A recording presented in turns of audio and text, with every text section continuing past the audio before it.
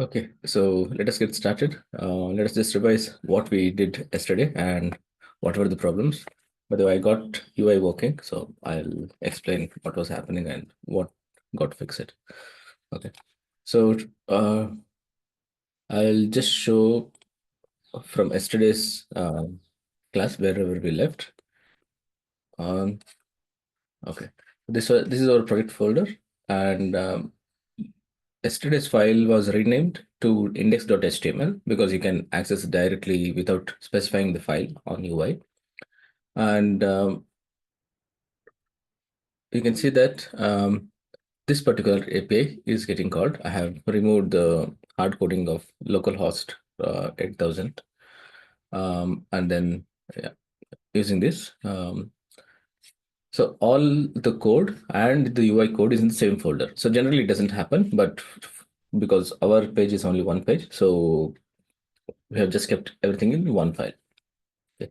And then how do we connect this UI and this index.html? So yesterday we connected, but it was not working for some reason. We'll get to that. And this is our uh, file which creates the server. And we were getting some coarse errors, and Copilot has added some of the things here to disable or to allow cores and things like this.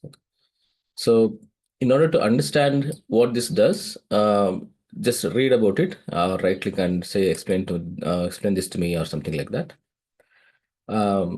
But for now, because we are not too much worried about UI, for now, just accept the recommendations that is coming from your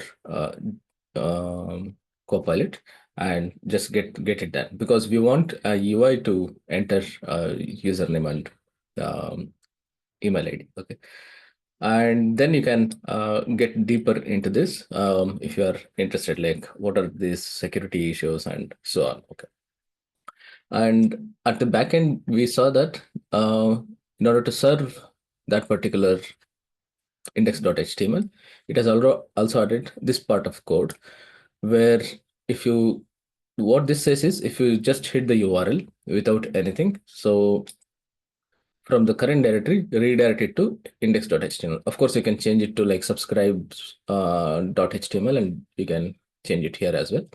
So whenever you hit the URL, so it redirects it to this, which means this file that gets downloaded on the browser. Okay, then it has added some static files. So generally what happens is servers when you are using browser, it needs to get the HTML file, right? So we need to specifically say that where are these files? These files are called as static files because this is something which is in the browser and it does not change. Okay, so these are called as like static files. For example, CSS, these HTML files which gets downloaded at the browser. Okay, so this part is what is added, and then we also looked at what was that terminal? Into this one. Did that go? Yeah. So we had this server running, which is backend server, and then only this server is good enough for your to serve UI as well, because we have already told that if you hit the base URL, you serve this file. Okay, and then we also tested with one of the popular tools called as Postman, and you can just use this to verify if backend is working. So make sure that there is no such table subscribers. Okay, let's. Okay, I changed just before the class, I changed the subscribers. Okay, so SQLite.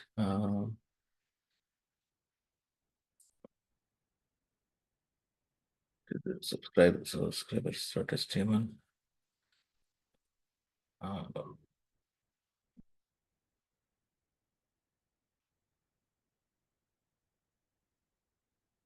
I'll delete this. I don't want this. Okay. I'll change it back to .db. Auto trash. Or you can change it in code as well. Both are good. So for some purpose, I change it to dot SQLite, and then just rerun this.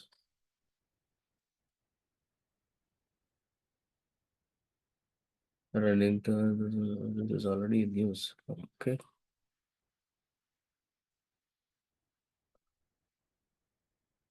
Which is the program already running.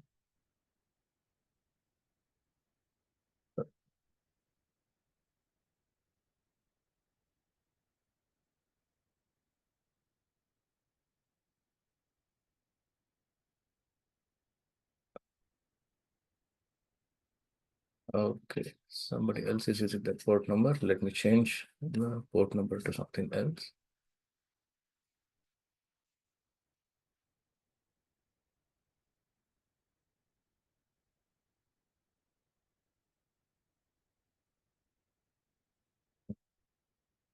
The port number is, I just changed the port number because it looks like either AirPlay receiver, which is on Mac, or some other program is using that. So we know that on your operating system, multiple processes cannot initialize the same port number because it's already in use. And okay, so we got the server working, and let us look at Postman now. So now we also need to change this port, right? So is it 5, not 5? Okay. And let us see if it was working. Yeah, it is working. So from the backend, this is one of the tools. And we understood this yesterday. And I'll also tell about some of the extensions. For example, we are using subscriber.db, right? This is SQLite 3 type of database. So the thing is that if you just click on this without any extensions or without any softwares which are supporting where you can read this, it will say that this is a binary file and I can't open. So VS Code will complain about that. So there are some useful extensions. You can go to VS Code extensions here. This is the extension tab. And just search for SQLite or whichever database you are using and install any one of this. So what this does is, so once you install this, you can click on this and look at the database just like any other file. It will help us to look at the database. You can see that these are the tables which are already inside this. So SQLite sequence is like internally created for its own purpose. Subscribers is something which we created. So if you remember in our DB class, so we created as subscribers dot DB, which helps us to store the subscribers. You can also see that the total number of count in that table is this. So you can just click on that and you can see, okay,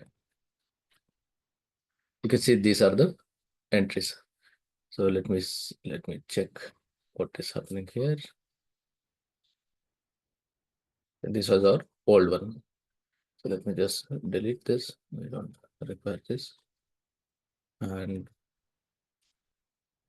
this is the subscribers which that is using. So let me just sorry, not this. I'll delete all the subscribers so that those are okay, here. And I was here only, right? Yeah. You can see that. Yeah, you can also refresh. So I couldn't see this entry Bhuvan at example.com. So we just added Bhuvan as the name and email ID is bhuvan at example.com, which is coming from here. So now we are assured that, okay, backend is working fine. And also we are um, adding this data successfully in the database. So once we have this, it's like we have list of subscribers, like, right? So okay, this is done.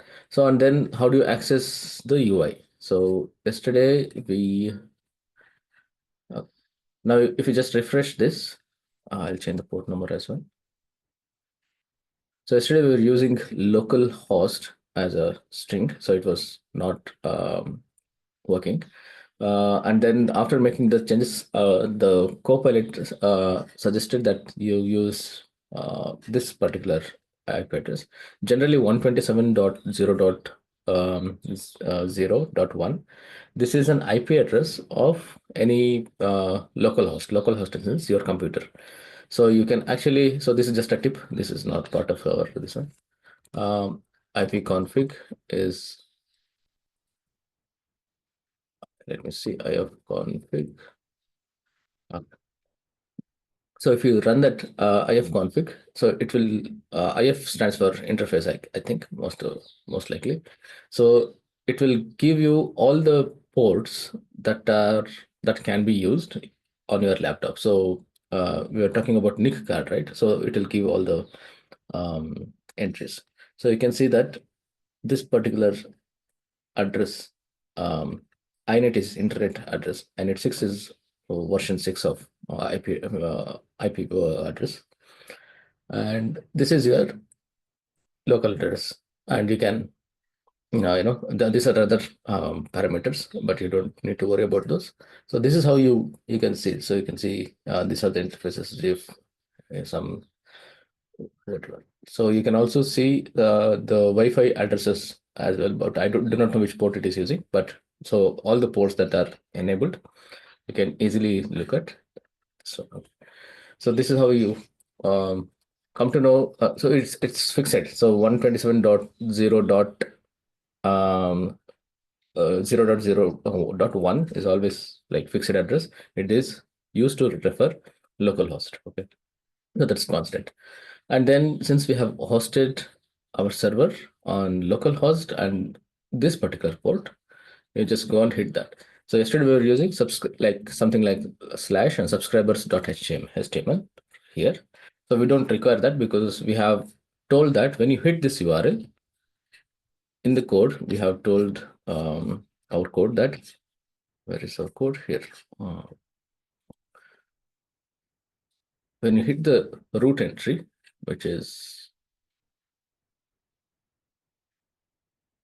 here, we tell it to that route this to use this function, around this route this to, this is root directory, which we are accessing from UI, and it tells that go and fetch this, send from directory. Okay, and these functions are coming from Flask because we don't need to reinvent the wheel. So there are libraries which support all this stuff already.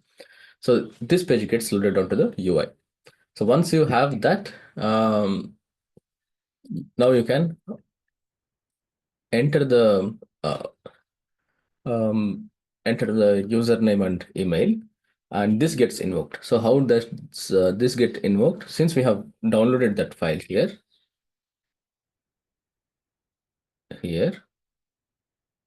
it's the same file. Okay, so we saw the page source. It's the same file. So and how our function subscribe is connected is via this. Okay, so this is how um, the UI and your backend is connected.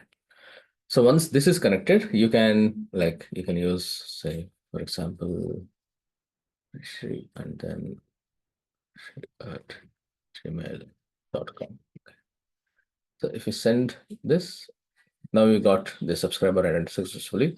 Where are we getting this from? This is from the backend, right? So that output is captured and 201 is created. So this is how we have understood how the backend and front end works together to um, get this product running.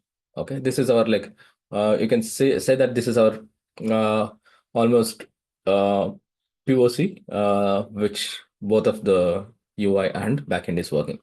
From here on, we can tune it in a way that it is production ready, which means that we need to have test cases, which you can add using come up with test cases and ask the Copilot to add test cases, and also use logs, uh, proper logging, and tell it specifically that use error logs, fatal logs, info logs, and debug logs wherever possible. So the more logs you have, it's easy to debug your system, and you can control the levels, and then you can fetch the logs. So once you finish with this product and then you deploy it, so imagine or just assume that you do not have any access to the code that is running in the production. Okay. So what you have access to is the logs. So we can actually dump the logs to some other server and then get that logs. And once you see the logs, you can actually feed the logs into your um, Copilot. There are even better log analyzers. And then it can tell that, looking at the logs, that, okay, this part is failing, and it can also do the automatic suggestion and edit the code to solve that error. But we need to know what it is doing, because it can it can also do something which is not intended. Okay, that is about UI and your backend. Okay. So let us see if that entry is present. Let me just refresh here. You can see that this has come to our database. Okay. So now let us, this part is done. So let me just draw a picture what we have done so far. Okay, and then we will focus on scheduling. So we have got the product. So we have the backend and we have UI. Both of these are currently in same box. Generally, it is kept. The UI runs on its own server and backend runs on its own server, and there are um, you know you can also configure the servers in a way that UI and backend are connected. So just like we told the backend that if you receive root folder, redirect to that index.html, right? Similar thing you can do it in server configuration, which is out of the scope, but just remember that there is. So whatever we are running so far, it is development server. So it does not have capability to say load balance if there are like thousands of people accessing the resource or the APIs, it may crash. So that is just a development server. So just for our testing. But actual servers, you might have heard about Nginx and Apache and so on. Okay. So these servers you can configure, and in a way that it points to the backend code, it points to UI code, and also you can connect both of them. So that configuration is out of our scope, but yeah, just keep that in mind. Okay. So okay, we have connected UI and backend. This is done, and within backend, the components that we had was our subscription topics, which are news and weather, and calendar we are skipping for now, because for every subscriber, actually you can develop um, a UI button saying that soon after you enter the name and email ID, you can also ask them to allow this application to access the calendar, and then collect the information, and then you can access their calendar. Okay, so but this this is working in my calendar, because I have this particular, whatever the credentials we have generated using the Google Cloud configuration and all the things that we did. So that is accessible from only my laptop, and my only my calendar is accessible. Similarly, you can allow ask for permission to for subscribers to for them to like um, allow this application to access their calendar. So which generally happens, right? When you like use uh, any new websites for subscription based um, um, softwares like Udemy or say even Amazon, you can just click on like use my Google, this one, it will take your credentials, right? So similarly, you can do that, but you can try it out. But currently, we are not doing this. So these are the two topics that we are uh, currently we are able to get the information and package it in a dictionary, and then we want to send it to subscribers, right? So subscribers, where are the subscribers located? So this is a DB, and you have list of subscribers. So now you have the DB, you have the content, and you need to read this every day. So our aim is to read this database every day on say 6:30 a.m. in the morning. So and then go through the list of subscribers and send mails to each one of them. Okay. So that's our goal. That's what our subscription service does, right? So now let us try to understand what does a subscription mean in the backend. What are the tools available and what we are going to use? Okay. So once you understand what are the tools available, it's a similar thing. So if you want to schedule something on your Linux box, so they are called uh, cron jobs or okay, and this is controlled by something called as cron tab. Okay. So you can study about this. So this is on directly on any program, just not just Python program. Any program you can schedule it using cron jobs. Let me show what they are. I've forgotten the comments, but yeah. So but let me take help of yes, how to use cron jobs to schedule um,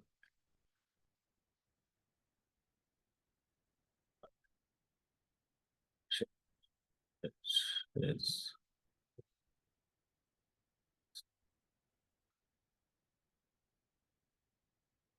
So once you understand this, you will understand almost every scheduler. Okay. So okay, this is the command cron tab L.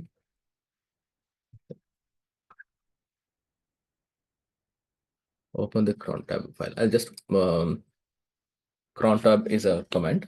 I'll show you.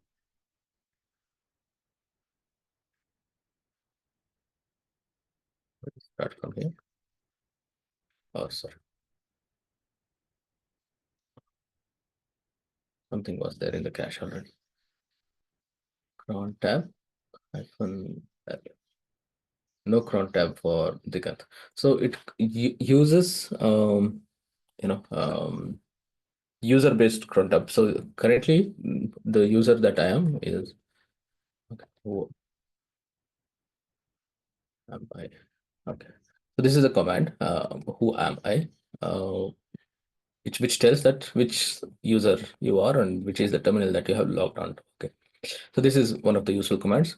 But currently for the user Digant, I have not configured any cron jobs. So that is the reason it is telling.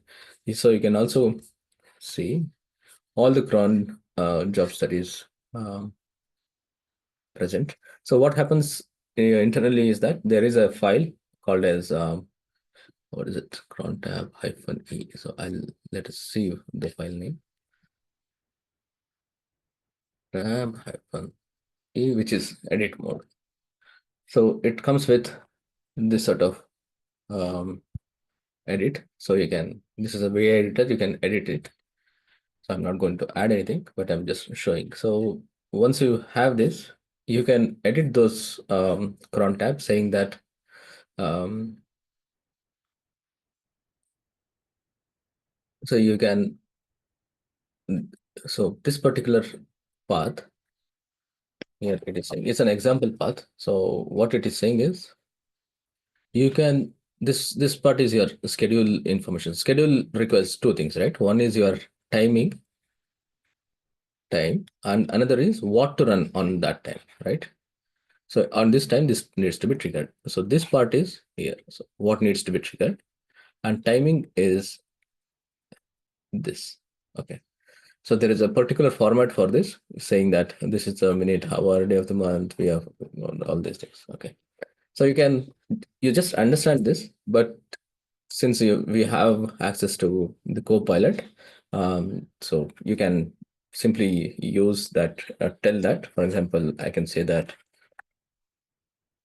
um, if I have a file called, say, schedule.py, um, and I want it to run every day 6 a.m.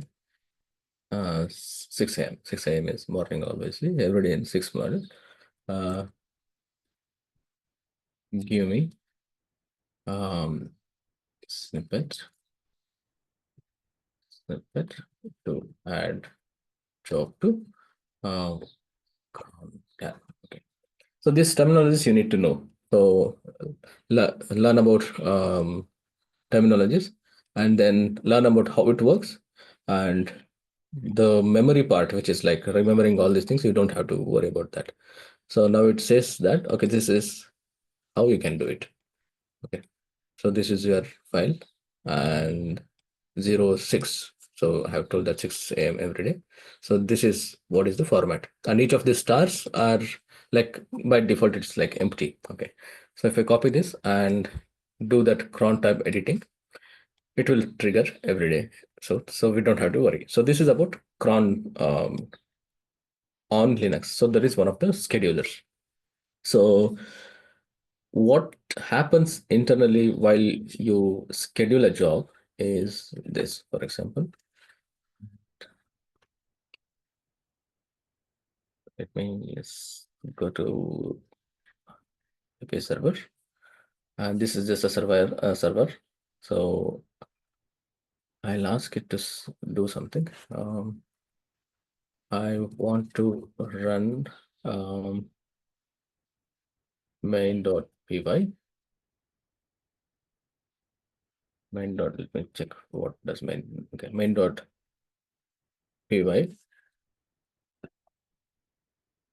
every 1 hour. Say every 1 hour. Using schedule library in Python, generate file, generate code, that is generate code. That's enough. And one of the things that we do is while you're chatting with Copilot, is just a tip: don't use please and such like words where we use it to communicate to humans, because it's an extra effort for this agents to like parse it and understand it and then ignore it. Okay, so just don't use please. Can you do? I used to do that. Then I read an article. So then I have stopping it.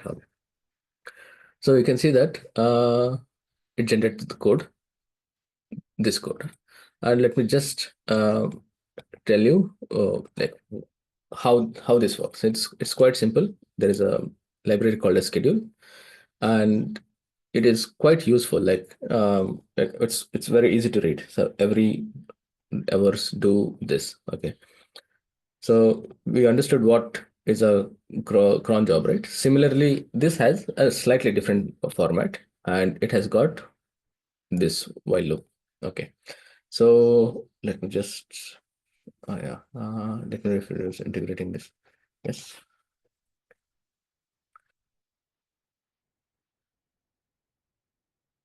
It is creating scheduler.py. So you can see that it is generating the code and done.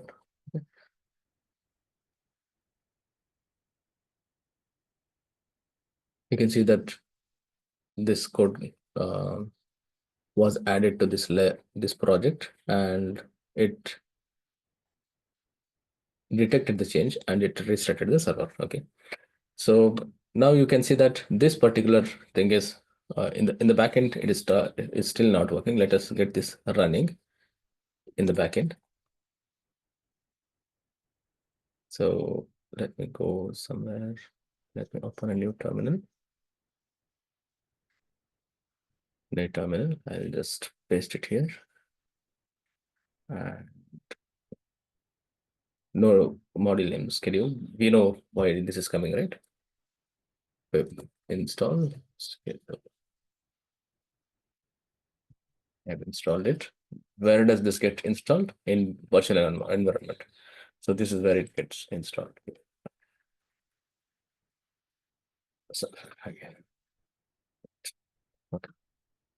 So you can see that it is a program which never stops by itself, in the sense that it has a loop, an infinite loop. So we were discussing about loops, right? So loops, there are two ways to create loops. One is using for keyword, for which we have done for say X in list of files, list of say something, okay, ABC, something like this. So this will automatically unpack the values, get that value stored here, and you can operate on this, say print X or something like that. So similarly, we have while loop. So while loop is used, it's not used too much, but just understand that it's the same thing like for loop, but the values that we are passing here, it doesn't have capability to unpack the values and so on. So what it does is, while there is a condition here, if it is, whenever this condition is true, it will execute this part of the code, which is under this. Okay. So that is what it is doing. So we are specifically, in order to make this value always true, we are using true, so that it is always true.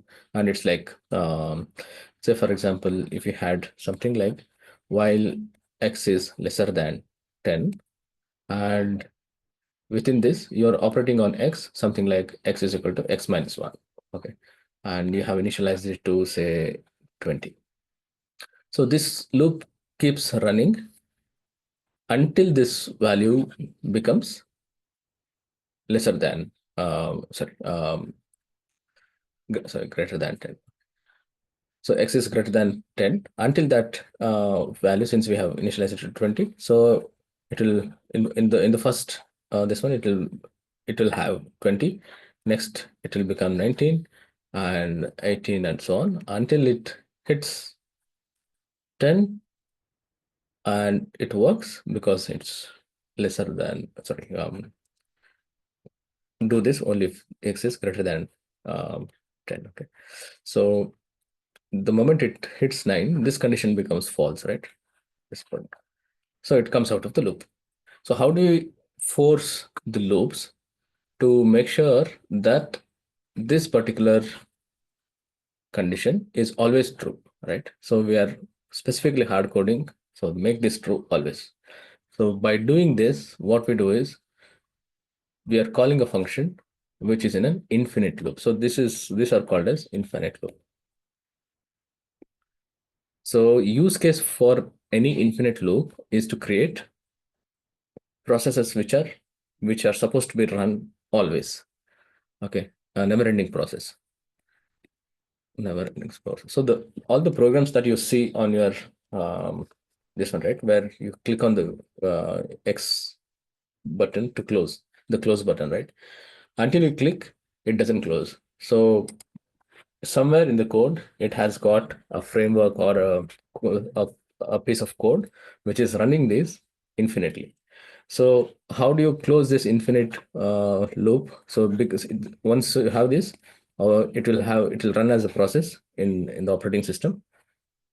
It will keep running, and you can send some signals to operating system to these processes. So on Linux, we have something like kill command, and -9 is one of the commands, and you can send command to that particular process, it will get killed.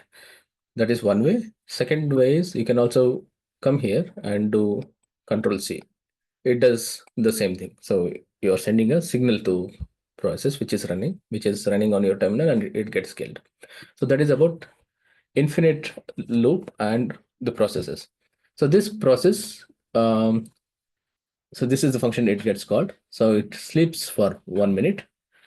Uh, so not even 1 minute. I think this is seconds.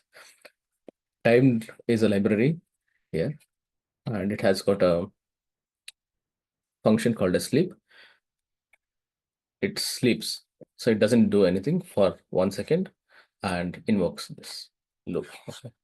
So that is about a little bit about like while loop, and it's quite a simple concept once you write something. So for your experiments, what you can do is write while loop with true and print a number or print something, and then sleep for 1 second and keep changing this sleep timing. So you can see that um, it keeps printing your name every 1 second or something like that. So, okay, this part will take care of that. So, okay, now we have got this. So now this code is scheduled. Okay, done. So I want to run this. So there are ways to run commands within Python program. So I'll just talk about this. So this is one of the libraries called as OS. So you can run programs directly here, just like on terminal we run the programs, right? So there are different ways to run. So I'll just show you some of them. Uh, how to run commands in Python script. Let me just switch off the context. I'll tell you about each one of this. For example, on this terminal, we ran ls, right? This is a system command. You can also run this using Python. This is one of the ways. So let us see other ways. So this is one of the ways it is telling OS system, and just do this, it will execute that command. And there is also something called a subprocess, which is widely used library. So it will create a new process. It will run this command. It will collect the result, and you can actually run this. Okay, get this result. So this is one of the ways. So I'll just run this and show you how it works. Run cmd.py. What means?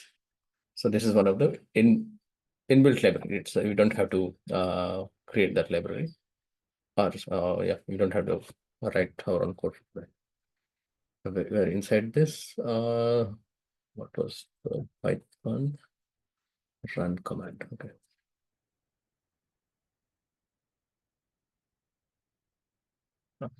You can see that whatever I do on ls, right? ls-l, ls-l.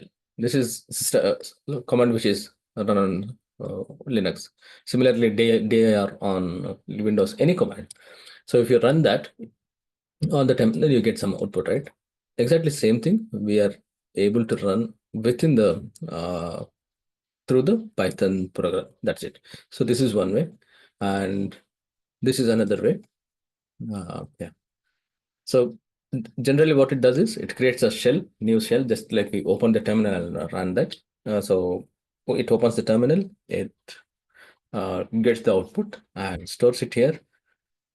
We are dumping that. That's all. Okay. So this is used mostly in process automation. If you are working in companies, you'll have like a lot of commands to do something, and you can keep that in a shell script and invoke that shell script through Python.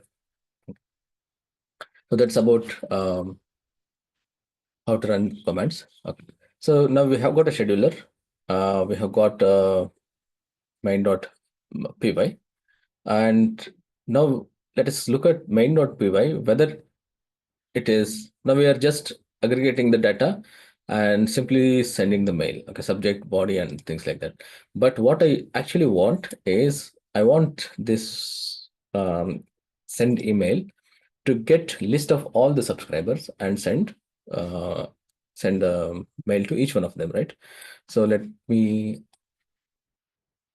ask Copilot saying that. So that code is missing. So I want it to loop. That is what we discussed. So we have a subscription list. We have got code which can trigger mail, but we do not have code which can read that list of subscription, right? So that code we need to glue together. So this mental picture you always need to have. So whenever you develop something, take a pen and paper, write it down, and then like connect the dots. And once you finish one part of the code, just sketch it out saying that this part is done, this part is done. Because if you are able to sit in one go and do it, it's easy, but it doesn't happen, right? Because you have to like take break and go to school, college, and come back and look at the code again. So likely you'll most likely you're going to forget what was done, and there are too many things to remember, right? So in order to fight this memory problem, human problem, what we do is we rely on design documents, which are your boxes and arrow marks in diagram. So once you have that in mind, and then you can easily debug, and coding is not a problem. And then like connecting like Lego boxes. So that is how you need to think about programming. So now let us fix the missing part. Missing part is I wanted to read list of subscribers. Read list of subscribers from subscribers DB. Subscribers.db uh, and uh, send mail to each one of them.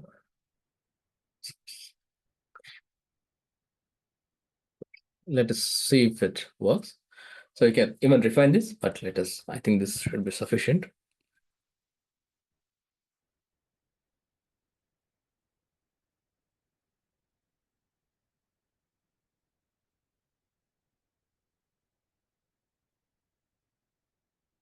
You see that coding part is actually the most easiest part now. But the thing is, mental picture and the map that you need to have, that nobody can take that away from you. So you can generate things, but you need to tell what to do and how to do, right? So how to connect these things. There are like different ways to connect, but we are using a certain method to connect, like function calls, APIs, and so on. So you need to know all these things. So your knowledge about, so sometimes what we feel is that, okay, there are tools to generate code, and there are tools to generate diagrams, and there are tools to do whatnot.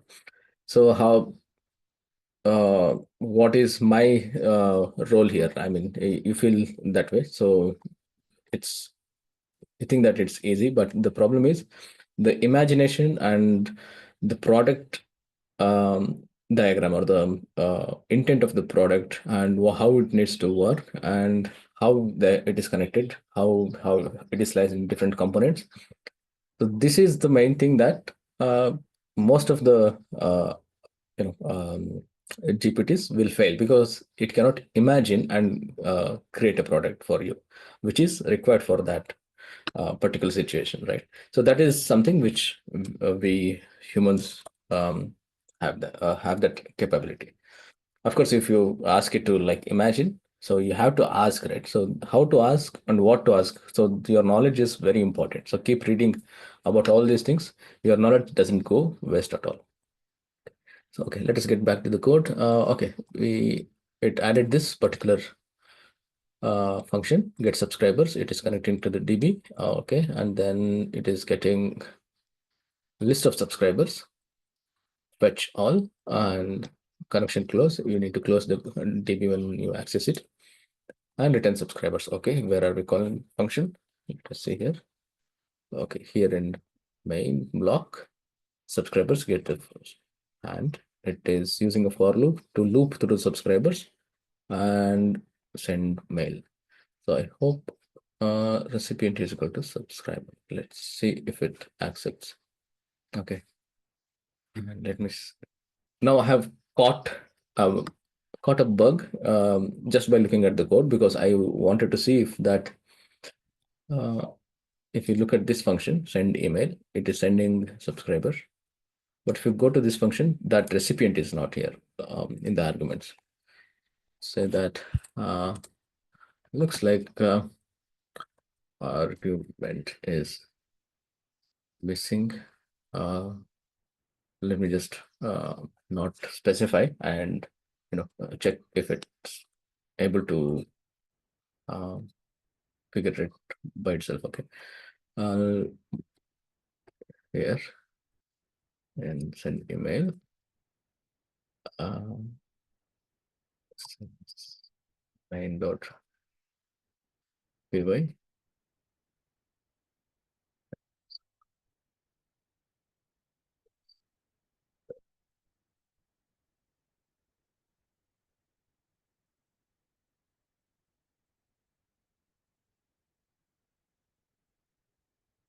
See here. Send mail function is defined accept only subject and body as arguments. However, in main.py, it is able to figure out things. It's really good in this part, like figuring out things.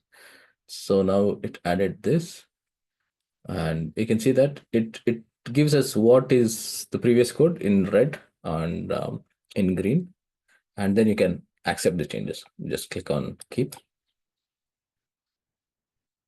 Okay. So now it looks okay. Let us try to, okay. Even if you don't run our program main.py specifically, your scheduler will pick up in the next hour. But we don't want to wait 1 hour, so I'll just go here and okay. So how to activate virtual environment? This is another terminal, but it does not have a virtual environment. So this is how you activate virtual environment, right? So just the copy the path, and then just do source this. So this will activate the virtual environment. So you can see that this folder name is appearing here. Okay. So now let us try to run python main.py. Okay. No module name request. Okay, strange.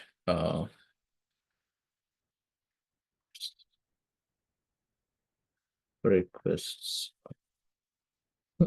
Sorry, pip install it. It is request was installed in a global scope, but yeah, we wanted that here. Let us do it again. No, okay, all the modules are looks like gone. Pip install BS4. Is it BS4? Beautiful soup. BS4 was used in news.py to scrape. So beautiful soup. Oh, okay, my God. Okay, there are so many things. Okay, so okay, so now we have a problem uh, with all these libraries, right? So let me tell you how to fix it. And you don't have to install, or for example, if you create a new virtual environment, take this code and create a new virtual environment. How do you install all the libraries in one shot? That we will learn it in a while. So let me just deactivate, activate. So there is a command. So once you enable this particular virtual environment, you can also deactivate. And there is a command to find out uh, all the libraries that is installed in the global scope, or even in virtual environment you can do. So you can do pip freeze. Okay, sorry, pip 3 here. It will list all the libraries that we have installed so far. Okay. So you can see that there is beautiful soap and so on and so forth. Okay. So you can store this in um, requirements.txt. Okay. Just some text file. Okay. So these files are put here. I have just dumped all the files or all the required the output to this file. Okay, so these are nothing but list of libraries that I've installed. Okay, so in any given Python project, you should have one file which has all the list of the libraries, and these numbers that you are seeing are just the versions of them.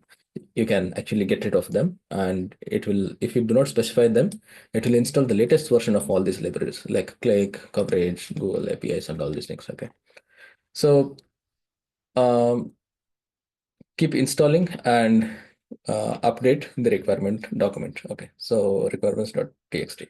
So now how can you so now let me activate the um, version environment again. Okay, now we are here. So I don't want to like run it and find that this library is not installed and install it one by one. So how can I do this is with install. We can provide the file called as -r stands for requirements. You can say requirements.txt. Just enter. It will read through the list of libraries here. It will install. Okay, you can see that it's installing so many libraries, and it finally tells that install so many libraries. Now you are less likely to get any module not found errors. Okay, let me just trigger this. Okay, cursor no column called as email. Okay. So we are getting some error here. So you go here and see email from subscribers. Okay. So this is our DB. So let us try to debug whether email is there. Okay. Probably it has a different name. You can see that it is email ID. It's not just email. So let me go back to main.py and say email ID instead of, because that's the variable name that we're using in. So now we have fixed that. Let us run it again. Okay, it can, you see that it is sending mail to bhuvan.example and all these things. So yeah, this email IDs does not exist. It goes out and then uh, the sender's emails address, which we are using in here, mail.py. Where is it? Here, yeah, sent. Where is my email ID bits?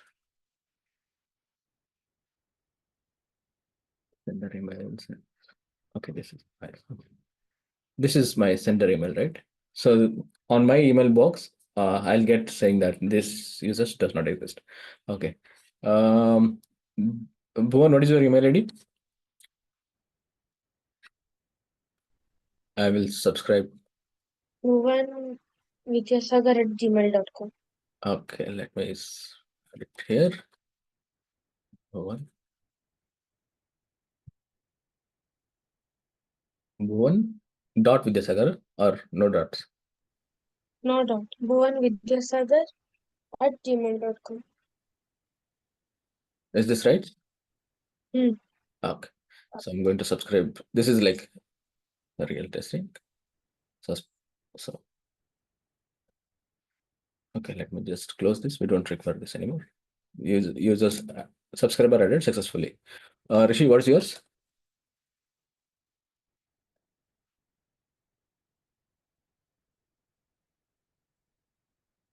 Rishi?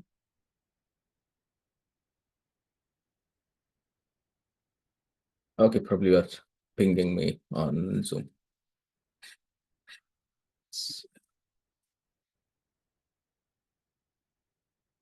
Okay, thanks. Let me, oh, sorry.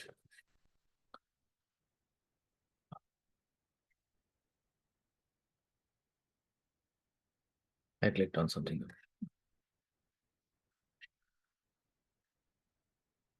Oh, chats. Back to meeting. Where are chats? Chat. Okay, here, let me with this. Let me go back here. This subscription. So this at this point of time, we are just subscribing to this service. Okay, so we have developed the service, right? Now let us try to just verify on DB whether we have got those things from the backend. So it's like from the browser we are connecting here, right? So let me just refresh this. Yeah, these are these two entries we have got it here. Okay, and let me trigger main.py again.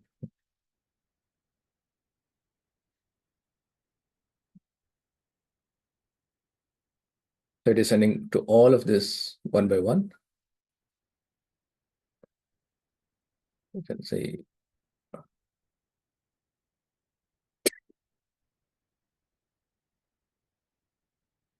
by the way, when you can see that order is like jumbled. So when you put data into the database, the order is not assured.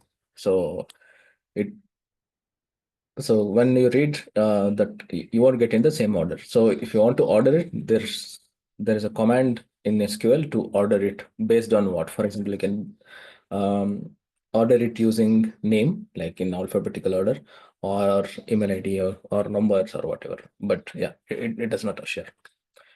So have you guys received any emails?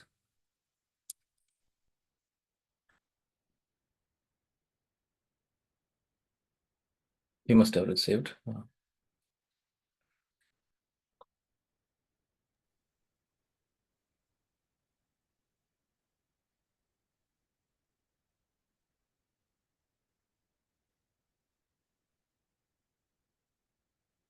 Okay. By then, I'll also just beautify this. Send email method.py main. Okay. This text subject and body. Okay. Text is plain. I want it to beautify. Um, Keep the data in table format with news and weather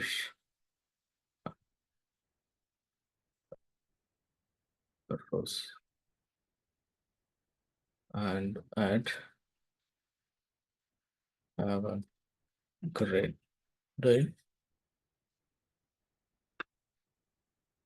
and bold and say blue color.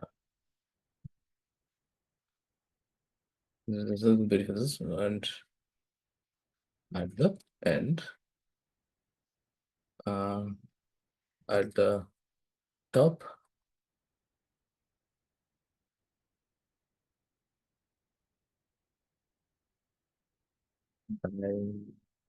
Siktan Ramila, did you get?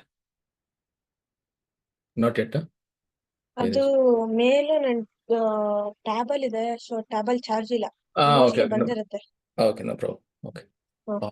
Okay, this guy cannot talk. Amazing. Rishi.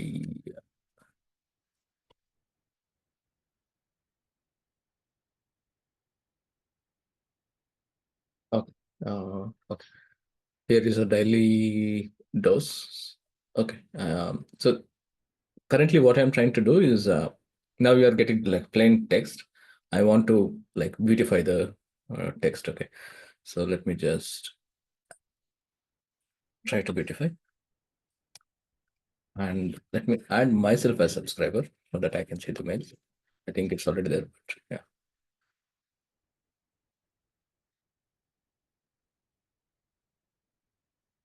Begin at Gmail. Email ID already exists. Okay, it's already there. Okay, that means I must have received the email.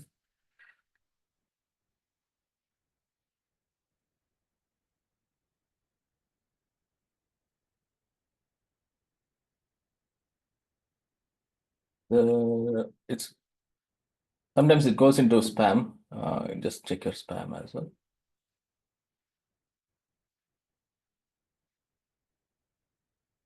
At least I don't see it.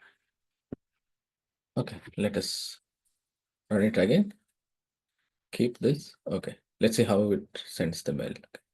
So I hope it has beautified. I do not know the outcome. Let's see.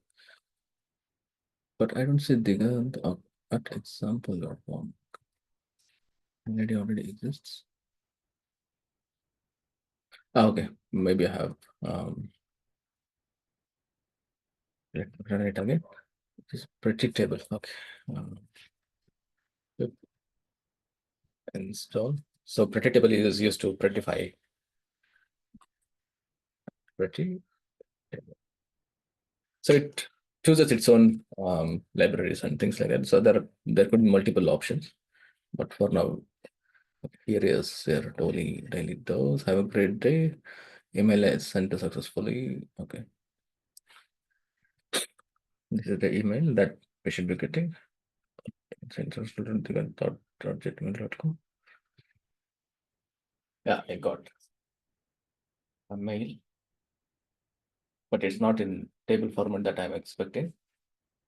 But okay, I think it has made table here, but it is not sending. But yeah, we can beautify that. Yeah, this is what we wanted to do. Now we have covered scheduling. So in fact, you can, um, you know, this is per hour. In this hour, you will probably receive it, after 1 hour. But I'm going to carry the laptop. Probably I'll kill this process. But that is how you can schedule it. Okay. You can also go here and say send every 5 minutes just for testing because we cannot wait, right? So every 1 minute or something like that. So I can say that where is my schedule.py? Schedule.py hours. So schedule every 1 minute. Okay.